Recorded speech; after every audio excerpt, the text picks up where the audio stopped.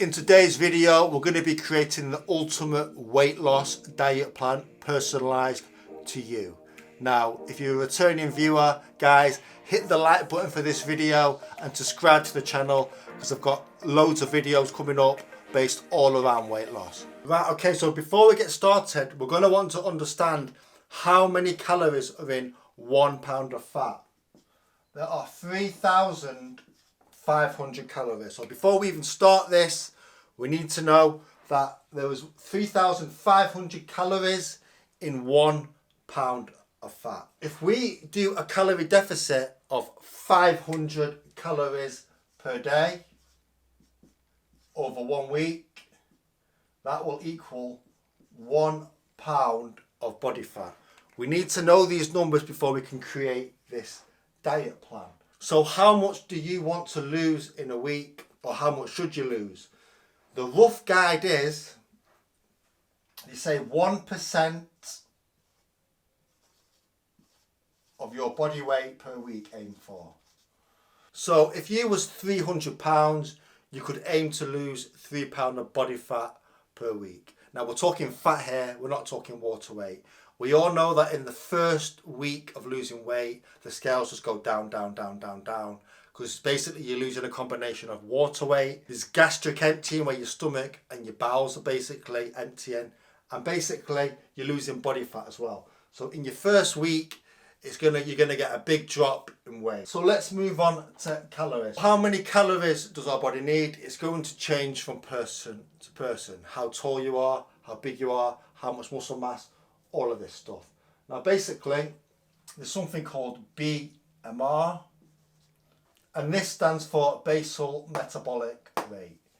And what this means is basically this is how much energy or calories your body consumes while doing absolutely nothing. So if you was just sat on the couch all day doing nothing, this is the amount of calories that your body would burn. So let's just give an example of 2,000. We've then got something called NEAT, which is non-exercise thermogenesis. And this is anything which isn't considered a workout or necessarily exercise. This is things like just walking around the house, going for a walk, maybe doing your garden, moving your hands. Anything that requires movement over the course of 24 hours, this is going to basically use calories. So let's just say this was 500, total example, totally random, okay?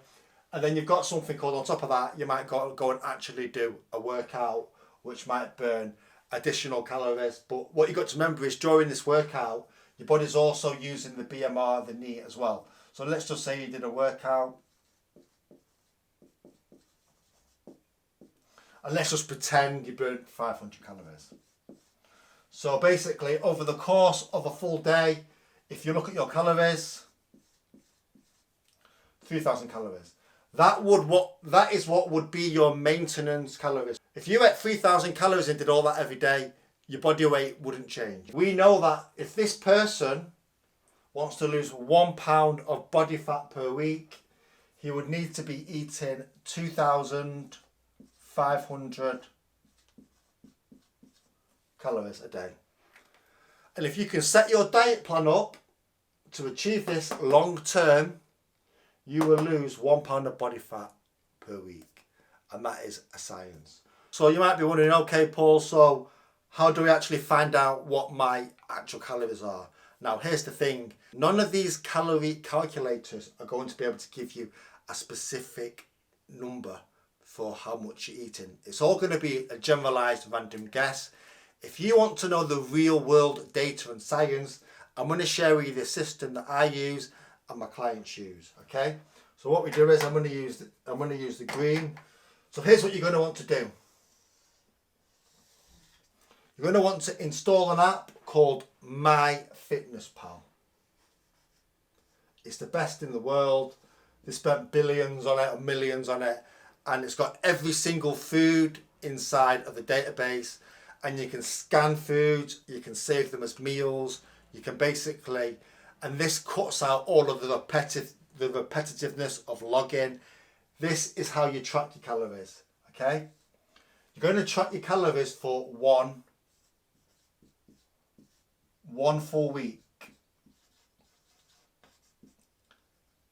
Every single thing that you put in your mouth, it has to be tracked. You're going to take your body weight.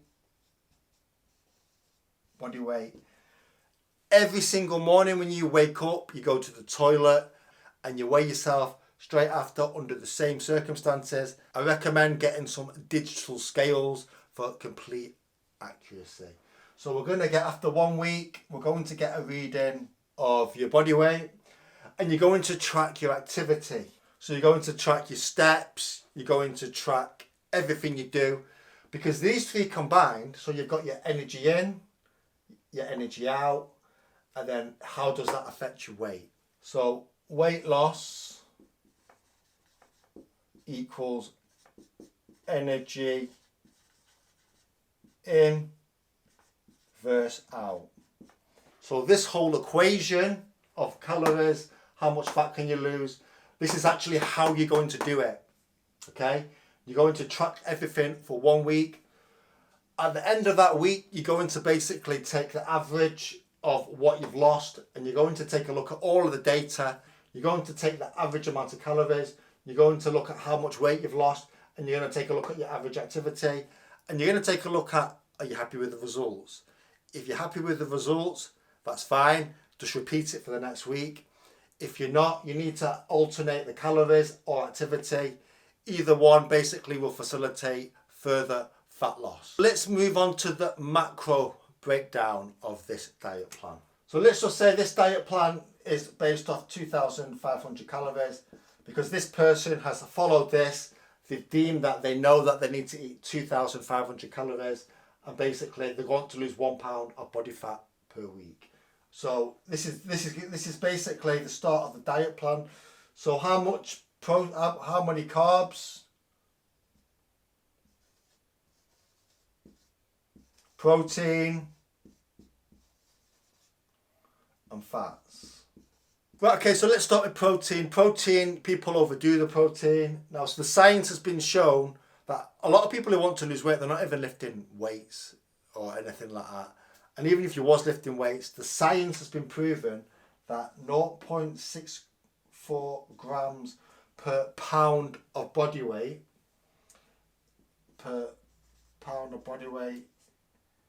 is deemed sufficient to maintain mass.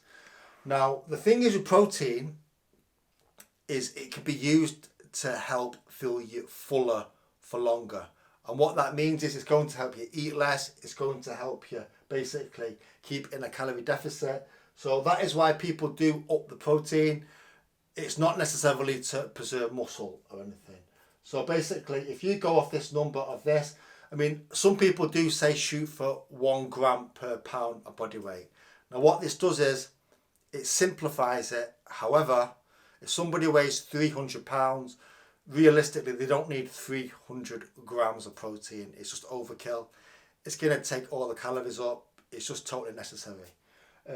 If you've not got that much body weight to lose, or body fat, you can up this number slightly. And if you get into the leaner levels, maybe 1 gram per pound of body weight will be sufficient. But apart from that, that's totally fine. Now, okay, so carbs and fats can basically be anything, any number that you want, okay? So once you know you're hitting your protein, people like to do keto, people like to do low carb, people like to do high carb. Me personally, I basically don't lower my carbs. I keep my carbs up. I don't really pay attention to these two. I don't pay attention to any of them. I just basically hit my calories. So let's move on to the diet structure. What does your diet look like day in, day out? And how are you going to implement this? So the diet structure, you're probably thinking, so we've done all of the other dirty work. So how does your diet look day to day? Meal timing, guys. Don't worry about what time you get your meals. So long as you're hitting your daily calories, that's really all your body cares about. You structure your meals or have your meals what suits your lifestyle. Some people like getting up, having a coffee, going for a walk, doing bits and bobs, having the first meal. Some people will get up, they'll have the meal, go to the gym. Total lifestyle dependent. Just hit hit these numbers, guys, and you're fine. So meal timing, don't worry about it.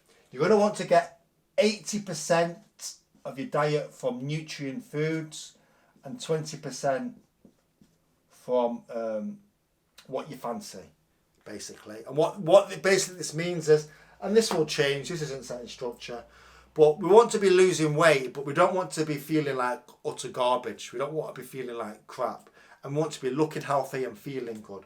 But guys, long term, you can't be cutting your chocolate out, guys, or your crisps, because it's not going to work long term. So you're going to want to be getting 80% of your foods from whole foods, which are loaded with micronutrients, which is vitamins and minerals. Basically, the whole foods are going to be your nutrition. They're going to fill your stomach up with fibre paired with the protein. They're going to basically make you eat less calories, and ultimately they're going to make you feel better, look better, and you're going to want to be healthy while you're actually losing this body weight. This really is how simple the process is.